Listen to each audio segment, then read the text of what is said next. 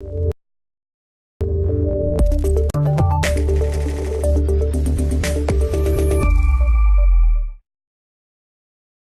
Côte d'Ivoire a terrassé l'Algérie dans le choc des quarts de finale de la CAN 2015 sur le score de 3-1, grâce notamment à un doublé de la tête de Wilfried Bony, accédant avec la manière au dernier carré du tournoi dimanche à Malabo. Ils ont ainsi pris leur revanche sur les Fennecs qui les avaient vaincus au même stade de l'épreuve en 2010. On a battu la meilleure équipe du tournoi. Donc là, il fallait rester très bien organisé et essayer de contrer cette équipe et être très performant sur les coups de pied arrêtés. Moi, je suis content de revenir. Le terrain me manquait, mes coéquipiers me manquaient. On a fait un bon match encore ce soir. C'est vrai que tout n'a pas été parfait, mais dans l'ensemble, je pense qu'on a montré qu'on avait une équipe très déterminée. C'est pas la meilleure équipe qui a gagné, donc ça, je pense que sur le plan du jeu, sur le plan de la volonté, il n'y a rien à reprocher à l'équipe. Après, il y a un problème d'efficacité parce qu'ils n'ont pas énormément d'occasions et évidemment ça change la donne. On en a quelques-unes qu'on n'a pas concrétisées, notamment en deuxième mi-temps, qui nous ont permis de revenir. C'est pas un gâchis, c'est dommage parce que l'équipe est jeune. Elle a entre 22 et 23 ans. Donc elle a encore au moins 3 Coupes d'Afrique ensemble. Donc ça peut être que bien pour eux malgré la défaite. C'est des choses c'est des matchs-là comme ça qu'on progresse. Dans la défaite qu'on progresse, cette équipe a toujours gagné depuis un certain temps. C'est clair qu'on est très déçus de perdre. Les éléphants s'offrent le droit d'affronter la République démocratique du Congo mercredi à Bata et ne sont plus qu'à une marche d'une finale comme en 2012.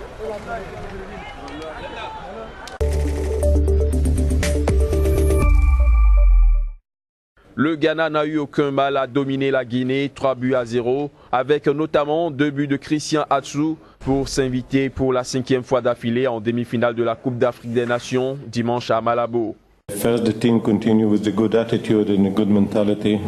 Tout d'abord, l'équipe continue à avoir une bonne attitude et une bonne mentalité.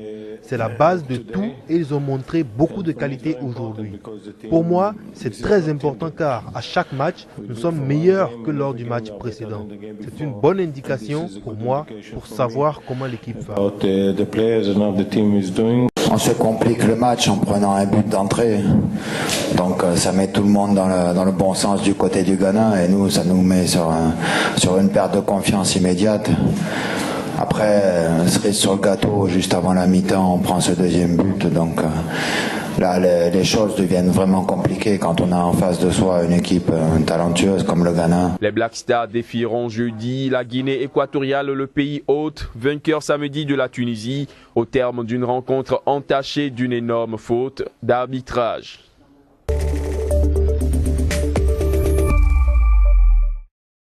Menée 2-0, la République démocratique du Congo a concrétisé sa domination pour s'imposer 4-2 dans le derby contre le Congo-Brazzaville et se qualifier pour les demi-finales de la CAN 2015. Le Congo de Claude Leroy a tout de même réussi son tournoi puisqu'il a connu en 2015 sa première victoire dans une Coupe d'Afrique des Nations depuis 41 ans. À 2-0, il aurait fallu qu'on perde le ballon, qu'on pose le jeu, qu'on joue encore un peu plus haut. Et là, sur une balle de contre où on est très inattentif, où on est présent mais pas agressif, ça leur permet de voler un ballon et de marquer. Et à partir de là, ils reprennent le vent dans le dos.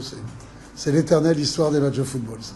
Il fallait redonner un coup de booster et rechanger l'organisation du jeu. On était en 4-4-2, on est passé en 4-3-3.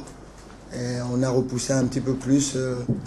Et souvent, quand vous gagnez 2-0, vous pensez que c'est fini. On a joué aussi un petit peu sur ça et on a continué. On avait manqué un peu de chance et un petit peu de maladresse parce qu'on avait eu des occasions. On a tapé sur la barre dès l'entame. Mais c'est vrai qu'on n'avait pas réussi à marquer, mais on avait quand même le match en main. Dans la seconde rencontre des quarts de finale, c'est la Guinée équatoriale, pays organisateur, qui l'a emporté face à la Tunisie sur un score de 2-1. Une victoire qui est loin de faire l'unanimité et pour cause, le pénalty très litigieux sifflé par l'arbitre mauricien en faveur de la Guinée équatoriale dans les arrêts de jeu du temps réglementaire a entraîné une prolongation où le pays organisateur a fini par l'emporter. Il a fait une grande erreur, l'arbitre. Une grande erreur. Je suis encore sage de dire ça. Je félicite Guinée. Mais vous avez vu comme moi, c'est difficile d'accepter certaines choses dans la vie. On perd ses enfants, on perd sa famille. Et aujourd'hui, véritablement, c'est mieux que je m'étais. Ça, j'ai jamais vu. Les Léopards de la République démocratique du Congo affronteront mercredi en demi-finale le vainqueur du choc Côte d'Ivoire-Algérie. Les Équato-Guinéens, quant à eux, affronteront le vainqueur du match qui opposera le Ghana à la Guinée-Conakry.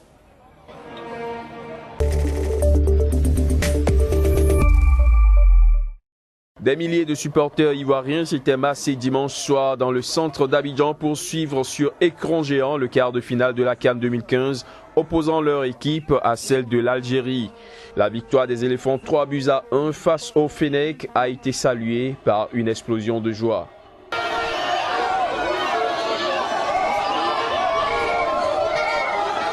Aujourd'hui, là, nous sommes fiers. Cette année, la coupe, c'est pour nous. Nous avons été très déçus dans les années passées. Mais cette année, grâce à Dieu, on a été merveilleusement satisfaits. Par ce dernier but que j'ai vu, nous avons pris Dieu, notre souhait cette année. On les supplie les Ivoiriens, on les supplie. Cette année, on a besoin seulement que de la coupe. Nous sommes très contents aujourd'hui. C'est comme aujourd'hui, nous avons d'ailleurs rapporté ce trophée. Cette match-là, c'était comme un final pour nous. En tout cas, ils ont mis la confiance. Tout le monde est satisfait. La confiance commence à renaître. C'est bon. On espère que ça va continuer. Dieu permet que la Côte d'Ivoire, Dieu permet qu'on puisse avoir la coupe. Maintenant, pour pouvoir avoir la joie entre nous tous, pour pouvoir réconcilier la Côte d'Ivoire totalement. C'est tout ce que je voulais dire.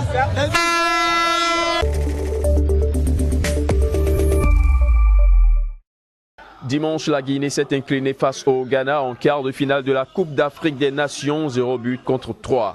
La famille Pogba, d'origine guinéenne, a retenu son souffle pendant tout le match. En plus de Paul, le célèbre footballeur de la Juventus de Turin, la famille compte 2 autres joueurs. Ses 2 grands frères jumeaux, Mathias et Florentin, membres de l'équipe nationale de Guinée, mais blessés au moment du match fatidique.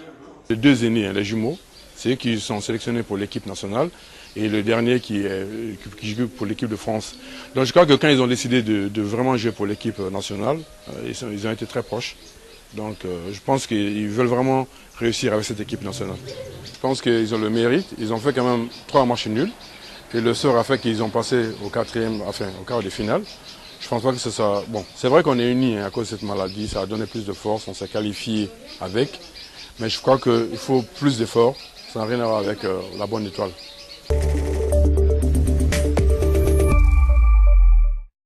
Quatre candidatures pour l'élection à la présidence de la Fédération internationale de football FIFA, prévue le 29 mai, ont été déposées. Selon l'annonce qu'elle a faite lundi, la commission électorale va désormais évaluer leur recevabilité. Après les retraits des Français Jérôme Champagne, qui n'a pas présenté les 5 parrainages nécessaires, et David Ginola, la commission électorale a reçu les candidatures de Joseph Blatter, président en exercice et grand favori, de l'ancien ballon d'or Luis Figo, du Prince Ali, un des vice-présidents de la FIFA, et de Michael van Praag, président de la fédération néerlandaise.